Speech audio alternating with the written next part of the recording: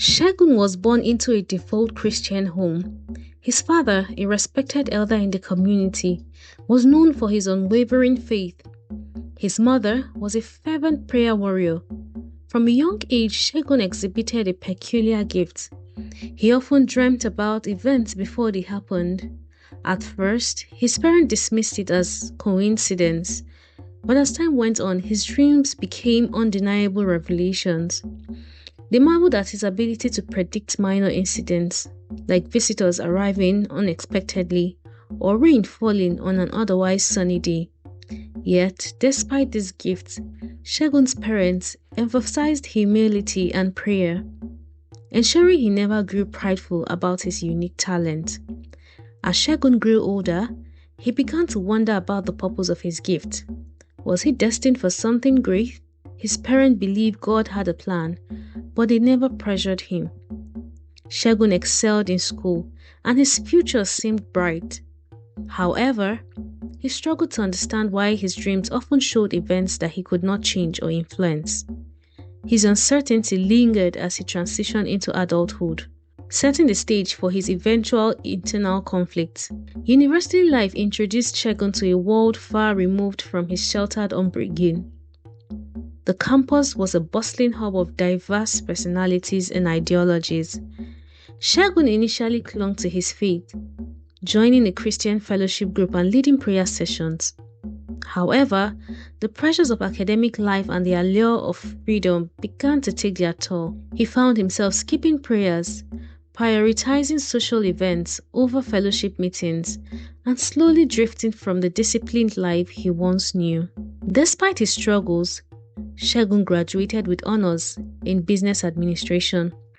Full of hope, he ventured into the job market, confident that his degree and hard work would pay off.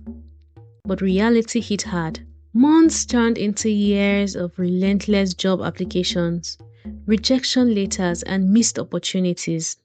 Segun's faith wavered. Each night, he prayed for a breakthrough, but none came. The once vivid dreams that had guided him as a child now felt like a distant memory. One night, after yet another unsuccessful interview, Segun had a dream. In it, he saw himself standing on a large stage, preaching to a sea of people. The vision was so vivid that he woke up in a cold sweat. Convinced it was a divine calling, he decided to take a leap of faith and start his ministry, despite having no previous experience or resources or not hearing directly from God. Segun poured his remaining savings into renting a small hall for his church. He designed flyers, printed banners, and advertised tirelessly across the community. Each Saturday, he would pray fervently, asking God to draw people to his church. On the first Sunday, only 5 people showed up. Despite the poor turnout, Segun delivered a heartfelt sermon, hoping to inspire those who had come. Week after week, the turnout remained discouraging. Segun tried everything: door-to-door evangelism, organizing community outreach programs, and even fasting for days, but nothing seemed to work. The frustration of watching his dream crumble before his eyes began to weigh heavily on him. He questioned whether he had truly heard from God, or if his vision was merely a figment of his imagination. One fateful afternoon, Segun was wandering aimlessly after yet another fruitless day of job hunting, his mind clouded by frustration and despair, that he barely noticed the screeching of tires as a sleek Porsche screeched to a halt, inches away from him. "Young man," a voice bellowed, "if you want to die, not by my hands. Get out of my way." Startled, Segun looked up and froze. The driver stepped out, and to his surprise, it was Chuka, his old classmate from the university. "Chooks the general!" Segun screamed. On realizing who it was, Chuka in turn called out, "Shage, Shage! Oh boy, it's been a long time. What are you doing here?" They exchanged pleasantries, the tension of the moment dissolving into nostalgia. Chuka noticed Segun's worn-out appearance and offered to take him for a meal. "Hop in, let's go and have lunch," Chuka said. Without hesitation, Segun hopped into the cozy car, taking cover from the scorching sun. Chuka drove them to a fancy restaurant, one far beyond Segun's budget. The sumptuous spread laid before him was the best meal he had tasted in years. Over the meal, Chuka listened attentively as Segun poured out his heart, narrating his struggles and frustration. Chuka nodded sympathetically before leaning in, his tone serious. "Segun, I can help you," he said, "but you must swear to keep this between us." Intrigued and desperate, Segun agreed. Chuka handed him a sleek business card, adding, "Come see me privately. We can't discuss it here." Before they parted, Chuka pressed a thick bundle of cash into Segun's hands. Overwhelmed with gratitude, Segun thanked him profusely and left, his spirits slightly lifted. Days later, Segun visited Chuka's opulent residence. The luxury around him was a stark contrast to his own struggles, as it only deepened his desperation.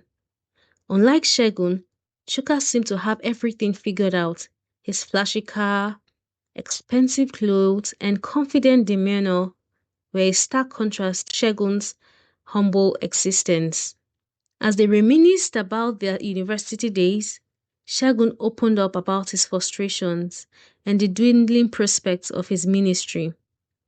Chuka, sensing his resolve, finally divulged the secrets to his success. A group that promised power, wealth, and influence.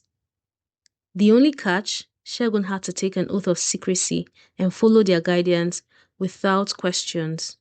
Chuka's expression shifted, his tone becoming serious. "Segun," he began, "I know how you can turn your life around, but you have to be open-minded."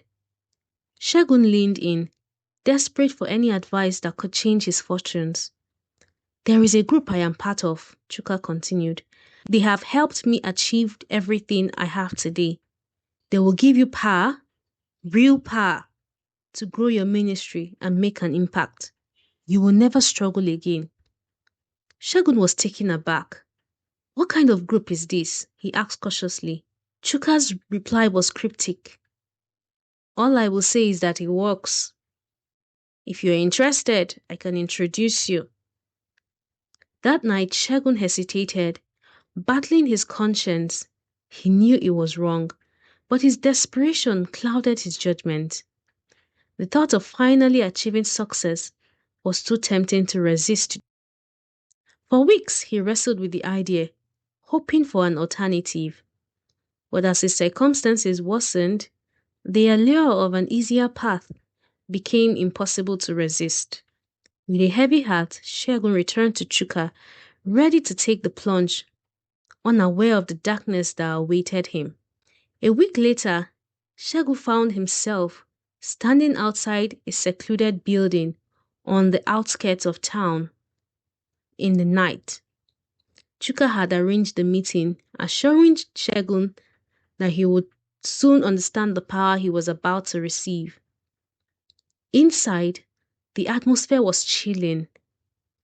The leaders of the occult group greeted Segun warmly, their words dripping with promises of wealth, influence, and unparalleled success. The initiation ceremony was a harrowing experience. Segun was blindfolded, surrounded by chanting voices, and made to swear allegiance to the group. They handed him tools, a black chalk to chew before services, which would make his voice irresistible and hypnotic, a red face towel that would reveal people's secrets, and chants to control his congregation. The leaders warned him, "These tools are powerful, but they come at a cost." Despite his initial fear, Segun accepted. He convinced himself that he could use these powers for good, ignoring the gnawing guilt in his heart. As he left the building, he felt a strange mix of excitement and dread, unaware of the darkness he had just invited into his life. Segun returned to his church with renewed determination. On his first service after joining the occult, he chewed the black chalk, as instructed, and recited the chant under his breath. To his astonishment, the hall gradually began filling up until it filled beyond capacity. It was as if the entire community were pulled together, and they were just noticing his church. The congregation listened intently to every word he spoke, as if entranced. Segun was excited and thrilled. The power worked exactly as promised. Every Sunday, Pastor Segun repeated the ritual before service. He would chew the black chalk and make some incantations, and ensure to carry his see-it-all face towel, with which he cleaned his face and opens his eyes to the spiritual doors of his congregation and individual members. Over the weeks, Segun's church, Signs and Wonders Ministry, grew rapidly. People flocked from neighboring towns to witness the anointed man of God. He began using the red face towel to identify people's personal struggles, astonishing the congregation with prophetic abilities. Members began to revere him as Papa, convinced that his prayers held the key to their breakthroughs. He had called out one Sunday, "Who is Abigail?" A woman in her late 40s, gorgeously dressed, came out. "Yes, Papa, my name is Abigail," she said. "I just saw that you are about to ship in your wares. There would be a storm and the containers will sink." Abigail, scared and terrified to the bones, cried, "Papa, please pray for me. That is my life savings." Pastor Segun now waved his hand. "It has been averted." The whole church erupted in cheers. "Thank you, Papa. Thank you, Papa," Abigail shouted. But before she returned to her seat, Pastor Segun said, "There is a sacrifice the Lord wants you to give," he said. "After the sales, the Lord asked me to tell you to sow a sacrifice that will cost you something and move his hand upon your life." Half of the money, as painful as that sounded, Abigail was happy that at least her container wouldn't sink. And as if hypnotized, she agreed. "Yes, Papa," Abigail said. Unknown to Abigail and the congregation, Pastor Segun had seen her container arrive safely, but wanted to manipulate her into thinking that it was his prayers that saved her from doom, hence the need for her to make the sacrificial giving. Segun's power came with its price. Segun's Christian life was now non-existent. He no longer prayed genuinely or read the Bible. The dreams he once had disappeared entirely, replaced by a growing void in his soul. He tried to suppress the guilt by focusing on his newfound success, but the lingering unease gnawed at him. As Segun's influence grew, so did his greed. He began demanding large sums of money from his congregations, promising divine blessings and miraculous breakthroughs in return. Under the spell of his incantations, members sold their properties, emptied their savings, and brought everything to Papa for blessings. Many fell victim to his schemes, unable to resist his manipulative control. The lives of his congregations worsened, but they remained blind to the reality, trapped under the spiritual spell Segun had cast over them. They would even go to extreme, defending him as God's anointed, and cut off from anyone who tried to warn or caution them. Another of Segun's victims was Femi, a big and flourishing businessman. One Sunday morning, Pastor Segun, dressed in his expensive suit, Rolex wristwatch, and a matching designer shoes, went into the crowd. Seeing that Femi's star was great, Pastor Segun, or popularly known as Papa, called Femi out and said, "Your name is Femi Coker, and you deal with cars." Femi affirmed, "Yes, Papa," and the crowd cheered Papa on. "You have a birthmark on your left thigh. Your father died 2 years ago, and it was just left with just you and your mom. God has blessed you and you are doing well. Your business rolls in 8 figures monthly. Yes, Papa, Femi said, confirming the revelations. The congregation cheered in astonishment, and some screaming, "Ride on, Pastor! Ride on, Papa! Fire, man of God!" I see an attack and people ganging up against you to bring you down spiritually, but I cover you from their eyes, Pastor Femi said. Laying his hands on his head, Femi fell under what was presumed to be anointing, but unknown to him and the congregation. Just like some other members, Femi's star and destiny in the spirit realm was transferred to Papa. Hi fam, so if you watched this far, it means this is entertaining. Kindly take a moment to like, subscribe, and turn on your post notification. Let's get right back to the story. And so, with his newfound power from the occult group, Segun's ministry began to grow massively. His life greatly changed. His style of dressing, cars, and luxurious living was the talk of the town.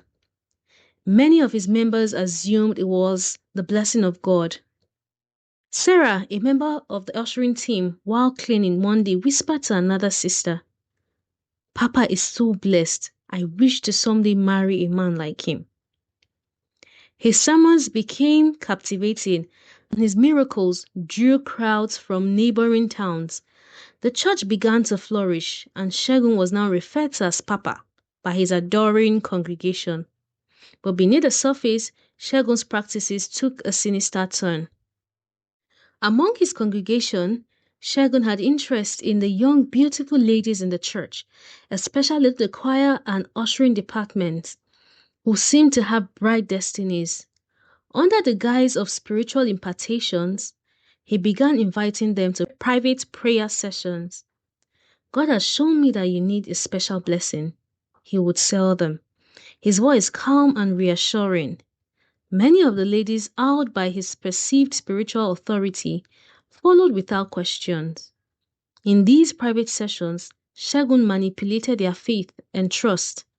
He claimed that physical intimacy was a divine instruction to unlock their destinies.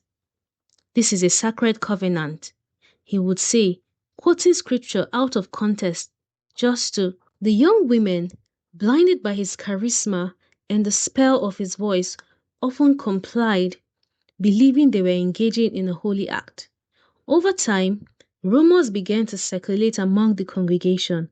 Some of the ladies became withdrawn, while others left the choir altogether. Yet Segun's growing reputation as a powerful man of God silenced most of the accusations. Any accusations were dismissed as attacks from envious outsiders or spiritual warfare. The lavish gifts Segun gave to his favorites further clouded the truth. He would shower them with money, jewelry, and promises of divine favor, ensuring their silence.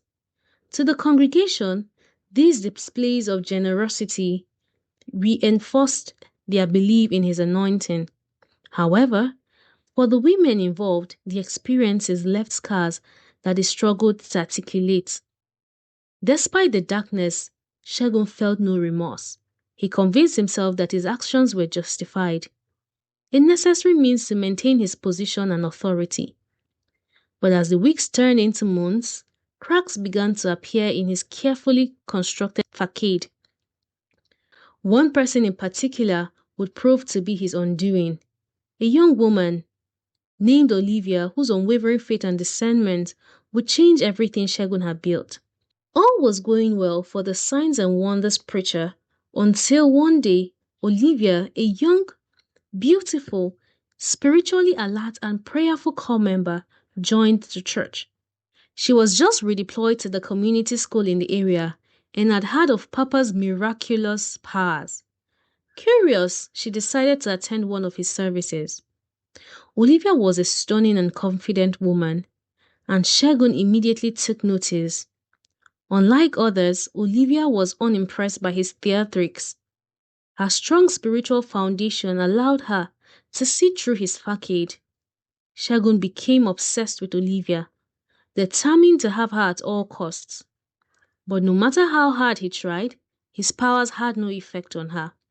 Olivia remained steadfast, praying fervently and resisting his advances.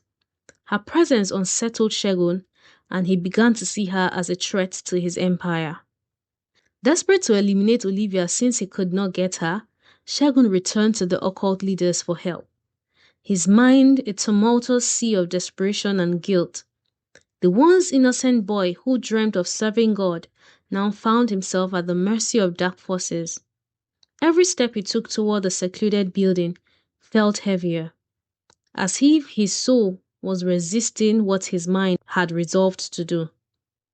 Memories of his parents' prayers and teachings flashed through his mind, but he silenced them, convinced that he had no other choice. Inside, the leaders of the Dark World, or Brotherhood as they were called, looked at him with the same eerie calm he had experienced during his initiation. "What brings you to the Brotherhood, Segun?" one of them asked, their voice dripping with a blend of mockery and intrigue. Segun hesitated, swallowing hard before explaining his predicament. "There is someone, a woman, Olivia. She is not like the others. My powers don't work on her, and she is beginning to see through me. I fear she will expose everything." The leaders exchanged knowing glances. "Ah, Olivia," one of them said, as if they already knew her. "She is indeed a threat. Her spirit is strong, protected by forces that oppose us. But there is a way to silence her." They laid out the ritual, a mirror to summon her spirit, and a knife to pierce her essence. The explanation was methodical, almost clinical, yet the weight of their words pressed heavily on Segun's chest. "This is not just about you," they warned. "If you fail to act, she could dismantle everything we've built." "One more thing, Segun," the elders called as he turned to leave. "If you succeed to kill her and bring her blood in this pot," they handed him a clean pot, "you will gain more power and influence and ascend the ranks." Segun nodded, his heart pounding. He felt trapped, as though the walls of the room were closing in on him. The leaders handed him the tools for the ritual, their cold hands brushing against his as they did. "You must act quickly," they urged. Hesitation could be a downfall. As he left the meeting, Segun's thoughts were in turmoil. He hated what he had become, but felt powerless to change course. The promise of power and success had come at a cost he hadn't fully understood until now. Still, his fear of losing everything pushed him forward, drowning out the faint whisper of his conscience that begged him to turn back. The leaders presented Segun with a dark and specific ritual, one they claimed had been used successfully against equally formidable opponents in the past. The mirror, they explained, will serve as a gateway to her spirit, a reflection of her essence. The knife, consecrated with incantations, will sever her connection to this world. They described the process with cold precision, their voices laced with an almost academic detachment, as though outlining a well-studied experiment. "This ritual is not just for your survival," one of them added. "Her downfall ensures the continued strength of what we've built together. Olivia is a threat, not only to you but to us all." He was to summon Olivia's spirit into the mirror and pierce it with the knife, thereby destroying her. "She is dangerous," they warned. "If you don't act now, she will expose you." The fateful night arrived. Segun prepared for the ritual, his heart pounding with a mix of fear and determination. In a dark room, illuminated by flickering candles, he stood before the mirror, holding the knife tightly. He began chanting Olivia's name, calling her spirit to appear. Meanwhile, Olivia at her apartment, felt an overwhelming unease. She had planned to rest, unlike other days when she kept vigil and prayed. She slept off. But as if a hand tapped her, she awoke, and a strong urge to pray consumed her. She began a fervent midnight prayer, unknowingly countering Segun's dark ritual. As Segun called her name repeatedly, the mirror began to glow with dark energy. He saw flashes of Olivia's image, but each time he raised the knife, a blinding light emanated from the mirror, forcing him to recoil. Ignoring the warning signs, frustrated and desperate, Segun attempted the chant a third time. This time, a powerful lightning strike hit the building, shattering the mirror and leaving him paralyzed on the floor. The occult tools scattered, losing their power. The following morning, the congregation gathered as usual, unaware of the events of the previous night. When Papa, as Segun was fondly called, failed to appear, they grew restless. Tired of waiting for him, as it was now midday, a group decided to visit his residence. They were shocked to find him on the floor, paralyzed and wearing the occult garment. Olivia, sensing something amiss, joined them. Realizing what had happened in the spiritual realm the previous night, she told Pastor Segun, "Confess your deeds. If you don't, you won't survive this." Weak and terrified, Segun broke down, confessing everything: the occult involvement, the rituals, and his exploitation of the congregation. The members were horrified, many breaking into tears as they realized the extent of the deception. As news of Segun's confession spread, anger erupted among the congregation and the wider community. Some demanded justice, while others sought vengeance. The local authorities intervened, arresting Segun before the mob could harm him. Olivia, though heartbroken, took it upon herself to lead prayers for the deliverance of those still affected by Segun's spell. In the weeks that followed, the community grappled with the aftermath of Segun's exposure. Many members of the church struggled to rebuild their lives, having lost their savings and properties. Olivia organized counseling sessions and prayer meetings to help them heal. She became a beacon of hope, reminding everyone that God's power surpasses any earthly deception. In custody, Segun had plenty of time to reflect on his choices. Stripped of his powers and influence, he was left with nothing but guilt and regret. Olivia visited him once, urging him to seek God's forgiveness. Though skeptical at first, Segun began to pray earnestly, hoping for redemption. The church, now under Olivia's guidance and other fellowship members she had invited, was transformed into a place of genuine worship and healing. Members who had left returned, drawn by Olivia's sincerity and faith.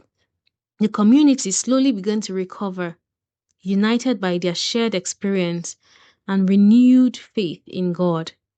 Months later, Segun publicly apologized to the community. Though many were reluctant to forgive him, his genuine remorse began to soften hearts. He dedicated himself to serving others, using his story as a cautionary tale about the dangers of greed and spiritual compromise. The community learned valuable lessons from the ordeal.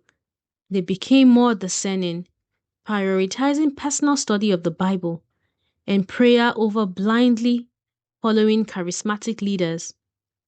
The experience strengthened their faith, reminding them of the importance of relying on God alone. Friends, so please support this channel by liking, subscribing, and turning on your post notification so that you get notified when we post new stories, okay? It doesn't cost anything. Please like, subscribe. Thank you. So until I see you again next time, bye.